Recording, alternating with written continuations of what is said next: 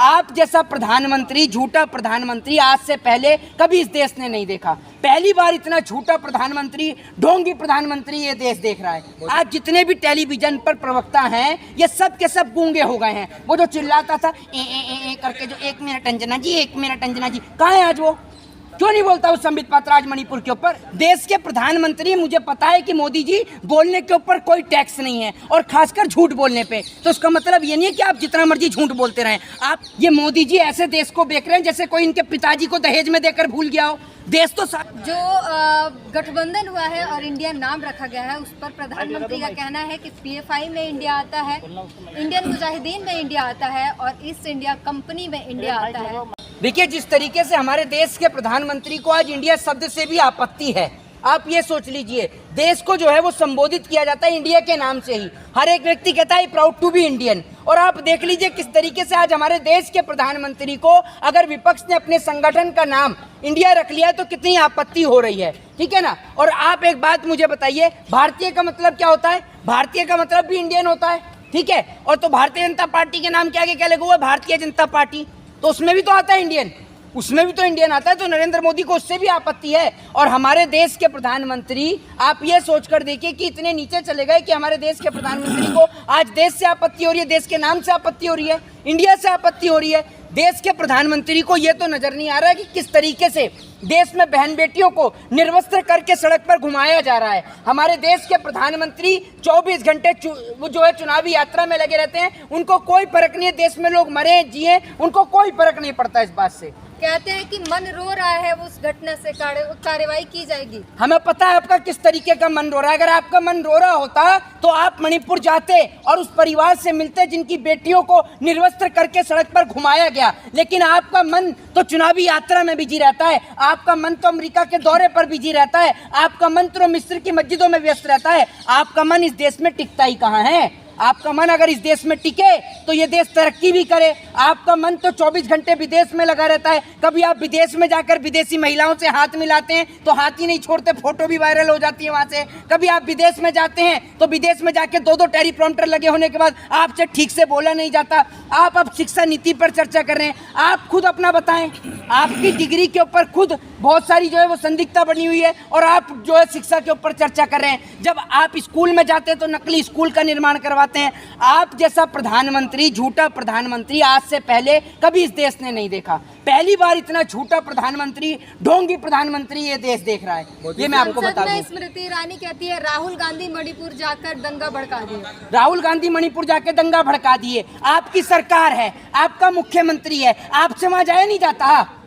आपके पाँव में कोई मेहंदी लगा गया है कि मेहंदी जो है हमारे प्रधानमंत्री की मेहंदी अमेरिका जाने में सूख जाती है, मिस्र की मस्जिद में जाने में सूख जाती है, मध्य प्रदेश में चुनावी यात्रा करने पर सूख जाती है, लेकिन मणिपुर का नाम आता है तो पाँव में फिर से मेहंदी लग जाती है। ये आप समझ लीजिए। आज जितने भी टेलीविजन पर प्रवक्ता हैं ये सब के सब गूंगे हो गए हैं। वो जो चिल्लाता था ए करके, जो 1 मिनट अंजना जी, 1 मिनट अंजना जी, कहाँ है आज वो?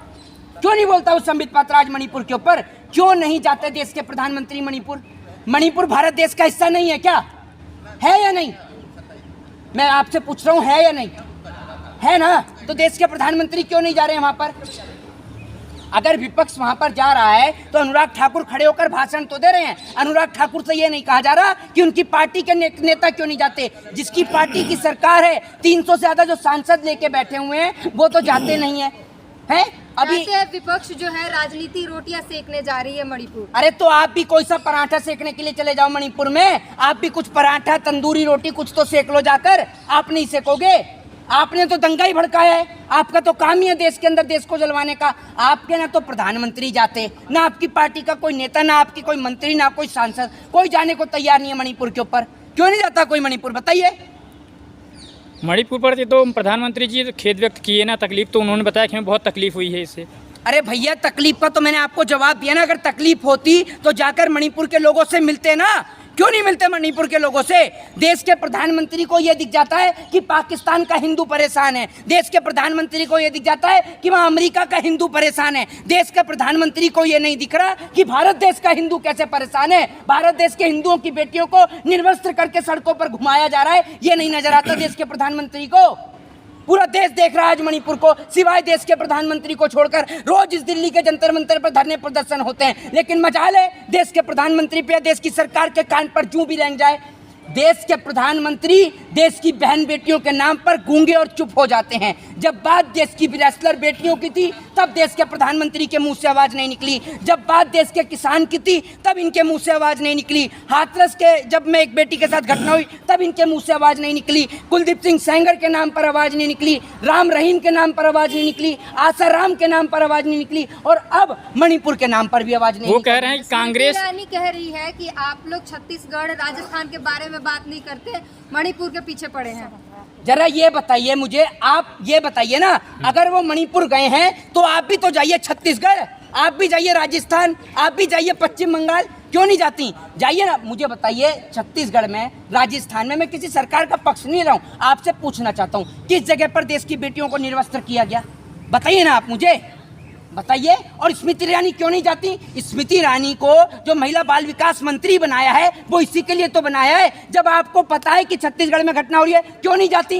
कितने परिवार से मिलने के लिए गई स्मृति ईरानी? जरा बताएं, डाटा दें इस बात का। जिस तरीके से स्मृति ईरानी झूठ बोलती हैं, इनके ऊपर मुकदमे दर्ज होने चाहिए।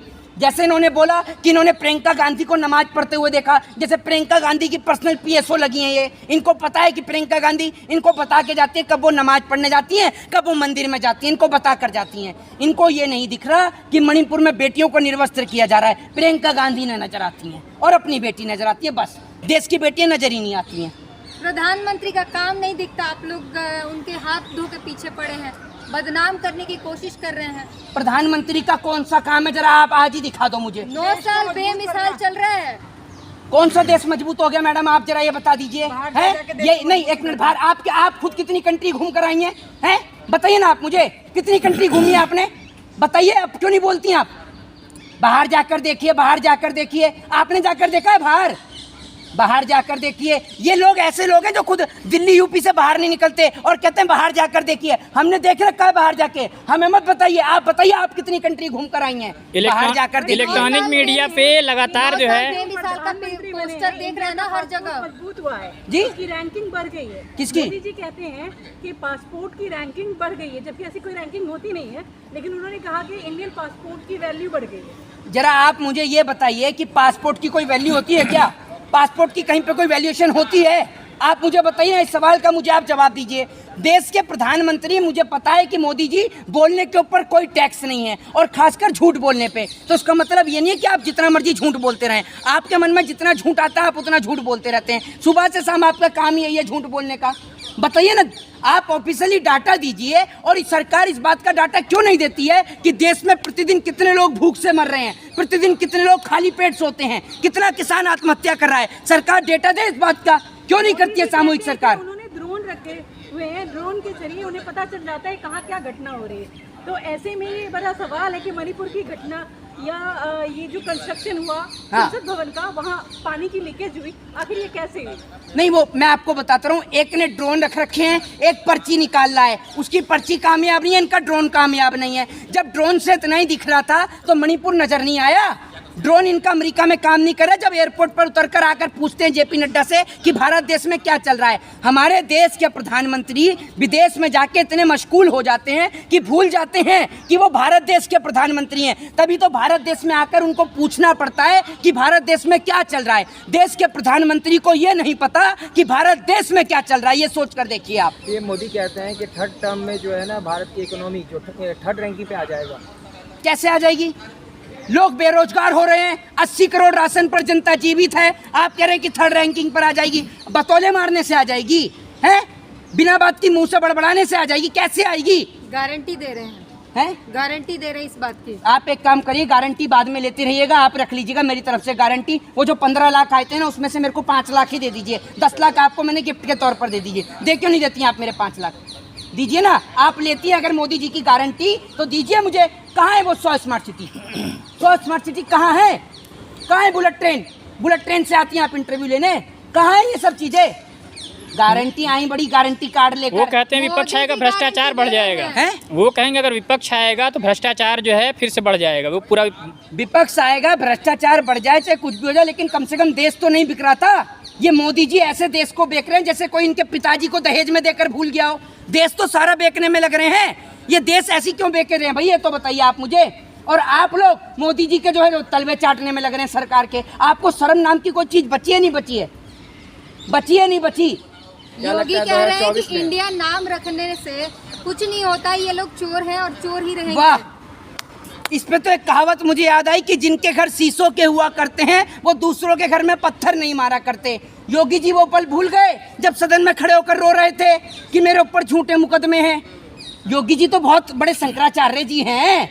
योगी जी और अमित शाह जी यही दोनों तो साफ छवि के हैं।